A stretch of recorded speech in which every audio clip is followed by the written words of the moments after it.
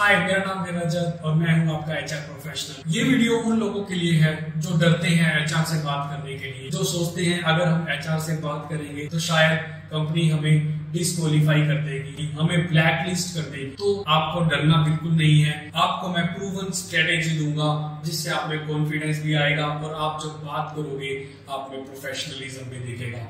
तो सबसे पहले क्वेश्चन ये आता है कि सैलरी नेगोशिएशन मैटर क्यों करती है। सैलरी नेगोशिएशन अगर आप नहीं करोगे तो कुछ टाइम बाद आपको होने लगेगा कि मेरी सैलरी कुछ कम है, भले ही आपको अच्छी कंपनी मिल गई है, बट जब आप अपने रिलेटिव या फ्रेंड्स के बीच में बैठते हैं तब सैलरी बहुत मैटर करती है।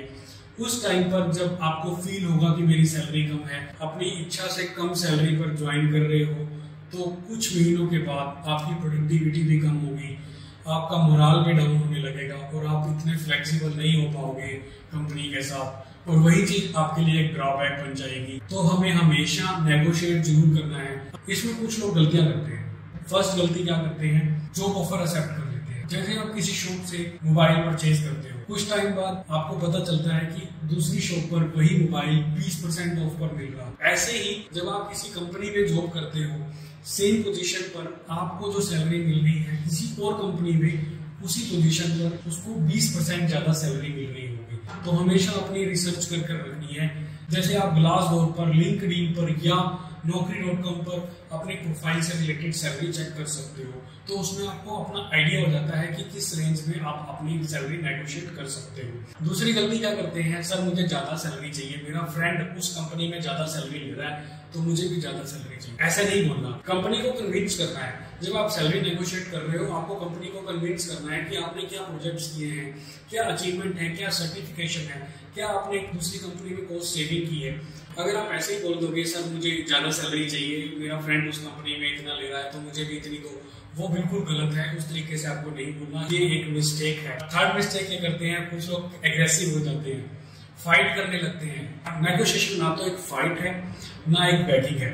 आपको इसमें पोलाइट हो जाना है और कॉन्फिडेंटली अपना पॉइंट रखना है, अपनी अचीवमेंट्स बतानी है। अगर आप इस तरह का बिहेवियर करोगे तो आपके लिए उस कंपनी के परमानेंटली डोर क्लोज हो जाएंगे, जो आपको और डीमोटिवेट कर देगा। कुछ लोग सिर्फ सैलरी पर ही फोकस करते हैं। कई बार कंपनी कह देती है कि हमारा बजट टाइट है, हम इतना ही सैलरी ऑफर कर सकते हैं, तो उस टाइम पर आप पर्क्स की बात कर सकते हो, जैसे ज्वाइनिंग बोनस मांग सकते हो, एक्स्ट्रा लीव मांग सकते हो, वर्क फ्रॉम होम मांग सकते हो या बेटर इंश्योरेंस मांग सकते हो, बट अपना पॉइंट जरूर रखो। अब ये तो होगी कॉमन मिस्टेक जो कैंडिडेट करते हैं और हमें नहीं करनी। अब ये बात आती है how to prove your worth. आपको अपनी वैल्यू कैसे दिखानी है, अपनी वर्थ कैसे दिखानी है, आपको कैसे प्रेजेंट करना है ताकि नेगोशिएशन आपके हक में हो तो आपके अकॉर्डिंग सैलरी भी मिल जाए। अपनी वर्थ आप कैसे दिखा सकते। आप ये मत बोलो कि मैं एक्सेल एक्सपर्ट हूँ या मैं माइक्रोसॉफ्ट एक्सपर्ट हूँ। आप उनको ये बताओ कि मैंने क्या ऐसा कुछ आइडेंटिफाई करा जिससे कंपनी की कॉस्ट सेविंग हुई या कंपनी को कोई बेनिफिट हुआ, चाहे वो मार्केटिंग की फील्ड हो या किसी भी फील्ड के लिए जा रहे हो। आपने अपनी प्रीवियस कंपनी में क्या वैल्यू दी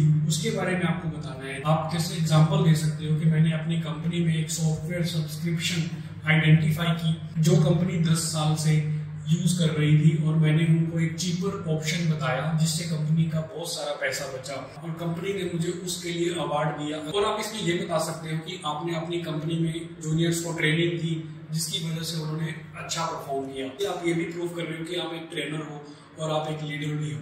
तो हमेशा ध्यान रखो, जब भी आप अपनी नेगोशिएशन की बात कर रहे हो, एक स्टोरी बनाओ, रिलेटेबल स्टोरी बनाओ, क्वांटिफाई करो, उसको नंबर्स में बताओ कि आपने एक्चुअली अचीव क्या किया, जिससे उनको लगेगा कि आप एक वर्थ कैंडिडेट हो, आप एक वैल्यूएबल एसेट हो। जो आप उनकी कंपनी में ज्वाइन करोगे तो उनको भी वैल्यू प्रोवाइड करोगे। तो इसमें आपको अपनी कन्विंसिंग पावर भी दिखानी है। अब मैंने आपके लिए कुछ सैंपल आंसर भी बनाए हैं कि फ्रेशर को कैसे बोलना है और एक्सपीरियंस्ड को कैसे बोलना है। तो दोनों को ध्यान से सुनना कि क्या स्क्रिप्ट है, कैसे मैं बोल रहा हूँ, क्या मेरी स्टार्टिंग लाइन है, क्या मेरी मिड लाइन है, क्या मैं एंड कर रहा हूँ। तो ध्यान से सुनना, उसको आप अपने अकॉर्डिंग फॉर्मुलेट कर लेना और उसको और इंटरेस्टिंग बनाने की कोशिश करना। तो फ्रेशर को बोलना है, thank you for the offer sir, I am really excited about the role, I did some research and found that the average market range is around 6.5 LPA. Considering my projects and certification, is there room to bring the offer closer to that range? ये है एक fresher के हिसाब से। इसमें मैंने अपना politeness share करी, जिसमें मैंने उनको थैंक यू किया, कर्टसी दिखाई और मैंने ये भी बताया कि मैंने कुछ रिसर्च की है इससे इंटरव्यू को क्या लगेगा कि मैं एक प्रॉपर रिसर्च कर आया हूँ। और मैंने ये भी बताया कि मैंने क्या प्रोजेक्ट्स और सर्टिफिकेशन किए, और मैंने उनको हाईलाइट किया मैंने जो प्रोजेक्ट्स और सर्टिफिकेशन किए। फिर मैंने उनको पोलाइटली बोला कि क्या मैं ये रेंज के बीच में अपनी सैलरी एक्सपेक्ट कर सकता हूँ। तो ऐसे ही आपने बोलना है, एकदम पोलाइट और कॉन्फिडेंटली। अब एक्सपीरियंस प्रोफेशनल्स को कैसे बोलना है। I am thrilled about the opportunity with 7 years of experience. My current CTC is 10 LPA and the market average for this role is 13 to 14 LPA. I believe this is a fair considering the responsibility I can take on. Can we explore that range? तो अगर company कहती है कि हमारा budget fixed है, तो उस case में आप ये बोल सकते हो, I understand the budget is tight. In that case, we can discuss performance-based bonuses, additional leave, remote work options और बेटर हेल्थ बेनिफिट्स। तो ये मैंने आपको स्क्रिप्ट बेस्ड आंसर दे दिया। अब आप इनको नोट डाउन कर लो, स्क्रीनशॉट ले लो या फोटो क्लिक कर लो, बट आपको इसी के अकॉर्डिंग ही अपना आंसर फॉर्मुलेट करना है। कुछ भी ऐसी मिस्टेक नहीं करनी जो मैंने आपको पहले डिस्कस। आपको प्रोफेशनल कॉन्फिडेंटली आंसर करना है। अब मैं आपको एक चेकलिस्ट दूंगा, उसको भी आप नोट डाउन कर लो और सैलरी को नेगोशिएट जरूर करना है। अगर आपको अच्छी सैलरी मिल जाती है जो आपके अकॉर्डिंग है, तब आप अगर चाहते हो कि नहीं करनी, तब आप उसको इग्नोर कर सकते हो। बट आपको सैलरी कम मिलती है या आपके अकॉर्डिंग आपकी फाइनेंशियल सिचुएशन के अकॉर्डिंग ठीक नहीं है, तो आपको नेगोशिएट करना है।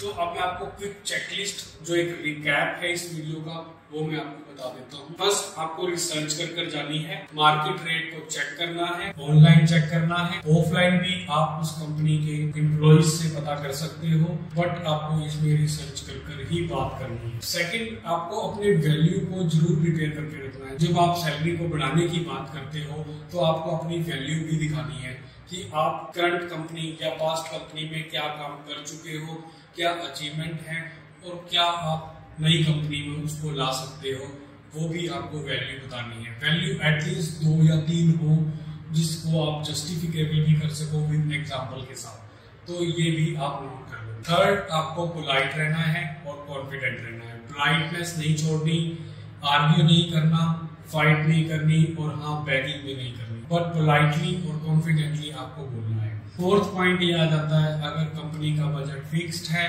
तो उस केस में आपको कॉस्ट मांगनी है, जो मैंने आपको पहले बताया। अब कुछ लोग ये सोचते हैं कि अगर हम नेगोशिएशन की बात कर रहे हैं तो सामने वाले को ये लग सकता है कि हम एक ग्रीडी हैं। सैलरी नेगोशिएशन एक ग्रीडी का पार्ट नहीं, ये हर कंपनी में एचआर का पार्ट होता है, ये इंटरव्यू का पार्ट होता है। सैलरी नेगोशिएशन का मतलब ये होता है कि आप कंपनी को अपनी वैल्यू बता रहे हैं, भले ही वो आपकी सैलरी बढ़ा रही है कि नहीं है, बट आप अपनी वैल्यू जरूर बताओ। बाद में आपको पछतावा ना हो कि मैंने अपनी सैलरी नेगोशिएशन की बात नहीं करी।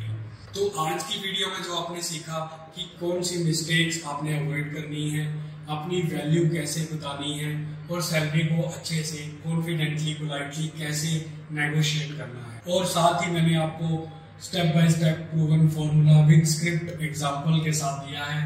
आप उसके अकॉर्डिंग अपना आंसर फॉर्मुलेट करो और कॉन्फिडेंटली आंसर करो। इसमें बिल्कुल भी शर्माना नहीं है। अगर आप अपनी सैलरी बढ़ाने की बात नहीं करोगे तो इन फ्यूचर वो आपको ही प्रॉब्लम होगी, जब आपको लगेगा कि मेरी सैलरी बहुत कम है और मैं अपने फ्रेंड्स और रिलेटिव से बहुत पीछे रह गया हूँ। तो आपको हमेशा, अगर आपके अकॉर्डिंग सैलरी नहीं है तो सैलरी नेगोशिएशन जरूर करनी है और कॉन्फिडेंटली करनी है। तो इस वीडियो को बुकमार्क कर लो, क्योंकि ये इन्फॉर्मेशन फ्री है और लाइफ टाइम आपके काम आने वाली है। अगर आपको ये वीडियो पसंद आई, लाइक करो, शेयर करो, सब्सक्राइब करो, सभी अपने फ्रेंड्स के साथ शेयर करो जो भी डरते हैं, जो सोचते हैं कि अगर हम सैलरी नेगोशिएट करेंगे तो कंपनी हमें नहीं रखेगी, कंपनी हमें ब्लैकलिस्ट कर देगी। कैसे उनको कॉन्फिडेंटली आंसर करना है ये इस वीडियो में पता चल जाएगा। तो ये नहीं सोचना कि हम अनप्रोफेशनल लगेंगे, आप बिल्कुल प्रोफेशनल लगोगे अगर आप प्रॉपर प्रूवन स्ट्रेटेजी एग्जांपल्स के साथ आंसर कर रहे हो, कॉन्फिडेंटली कर रहे हो। तो डेफिनेटली आपकी सैलरी भी बढ़ेगी और आप हैप्पीली उस जॉब में काम भी करोगे, तो वर्क सेटिस्फेक्शन भी होगी, वर्क लाइफ बैलेंस भी प्रॉपर बना रहेगा। आप लॉन्ग टर्म आप उस कंपनी में एक अच्छे एसेट की तरह काम भी करोगे। तो मिलते हैं नेक्स्ट वीडियो में और अच्छी इन्फॉर्मेशन के साथ। Thank you.